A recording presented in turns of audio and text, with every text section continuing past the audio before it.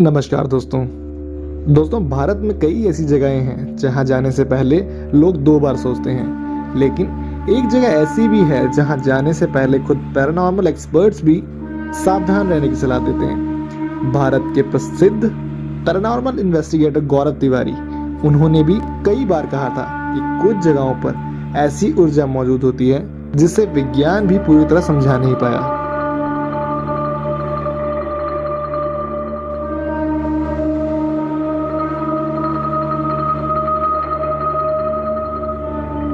राजस्थान के अलवर जिले में अरावली की पहाड़ियों के बीच एक ऐसा किला मौजूद है जहां सूरज ढलते ही सन्नाटा जिंदा हो जाता है। सरकारी चेतावनी बोर्ड, स्थानीय लोगों की डरावनी कहानियां, रात में सुनाई देने वाली रहस्यमयी आवाजें और उन लोगों के अनुभव जो कहते हैं कि उन्होंने वहां कुछ महसूस किया। तो दोस्तों, ये है भानगढ़ किला। यहाँ शाम के बाद रुकना मना है। जो ये नियम तोड़ता है वो किसी अनदेखी मौजूदगी का एहसास करके ही लौटता है। लेकिन सवाल ये है कि ये भानगढ़ सच में भूतिया है या ये डर सदियों पुराने इतिहास और एक भयानक श्राप की कहानी है। आज हम जानेंगे भानगढ़ किले की पूरी कहानी। So let's start from beginning. तो दोस्तों, इस किले से जुड़ी दो कहानियां सबसे ज्यादा प्रसिद्ध हैं। इसमें से पहली कहानी बाबा बलाऊ नाथ नाम के एक तपस्वी साधु से जुड़ी है। कहा जाता है कि राजा माधो सिंह द्वारा भानगढ़ किले के निर्माण से बहुत पहले उसी क्षेत्र के पास बाबा बलाऊ नाथ साधना किया करते थे। जब राजा ने वहां किला बनवाने का निर्णय लिया तो साधु ने अनुमति तो दे दी, लेकिन एक शर्त रखी। उनकी शर्त थी कि किले या उसके भीतर बनने वाली कोई भी ऐसी इमारत ना हो जो उनके आश्रम से ऊंची हो। उन्होंने यह चेतावनी दी थी कि यदि किसी भी संरचना की छाया उनके निवास स्थान पर पड़ी तो पूरा नगर विनाश का शिकार हो जाएगा। लोक कथाओं के अनुसार समय बीतने के बाद राजा माधव सिंह के पोते अजब सिंह ने इस चेतावनी को गंभीरता से नहीं लिया और किले का विस्तार करते हुए उसकी ऊंचाई बढ़ा दी। परिणाम स्वरूप इमारतों की छाया साधु के घर तक पहुंच गई।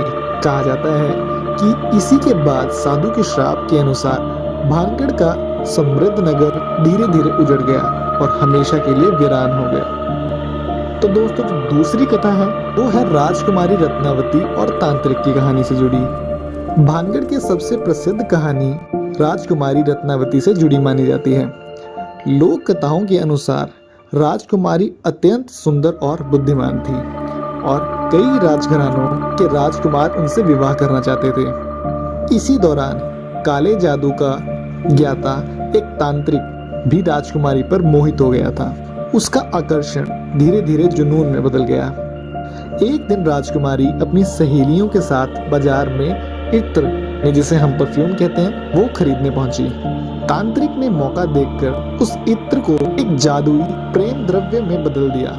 माना जाता है कि उस द्रव्य के प्रभाव से कोई भी व्यक्ति उसी से प्रेम करने लगता है जिसने उसे वो दिया हो। लेकिन राजकुमारी उसकी चाल समझ गई।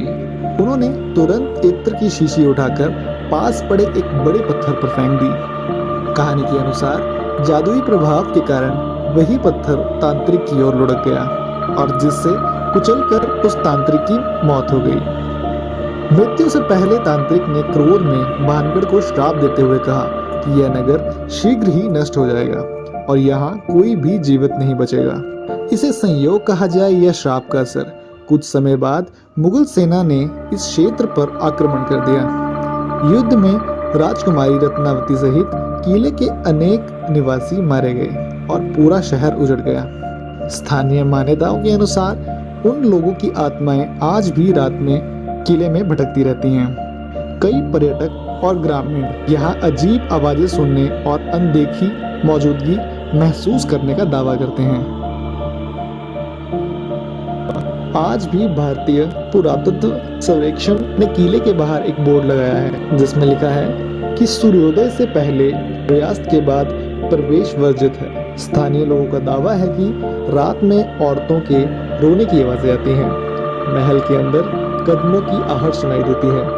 खाली कमरों में संगीत सुनाई देता है और कई लोगों ने परछाइयां देखी हैं। कुछ पैरानॉर्मल टीमों ने यहाँ अजीब ऊर्जा और अनएक्सप्लेन्ड साउंड रिकॉर्ड होने का दावा भी किया है। लेकिन सवाल अभी भी वही है, अगर ये सिर्फ एक खंडर है तो लोग रात में यहाँ रुकने से डरते क्यों हैं? और क्यों स्थानीय लोग आज भी सूर्यास्त के बाद यहाँ जाते नहीं? तो दोस्तों, शायद श्राप सच हो, शायद सिर्फ डर हो, या शायद कुछ ऐसा जिसे हम अभी भी समझ नहीं पाए हैं। भानगढ़ आज भी खामोश खड़ा है, अपने अंदर सदियों पुराने राज छुपाए हुए। और आज भी सवाल वही है कि ये सच है या सिर्फ एक डर। वीडियो अच्छी लगी हो तो चैनल को सब्सक्राइब जरूर करना और कमेंट में बताना कि क्या आप भानगढ़ किले में रात बिताने की हिम्मत करेंगे।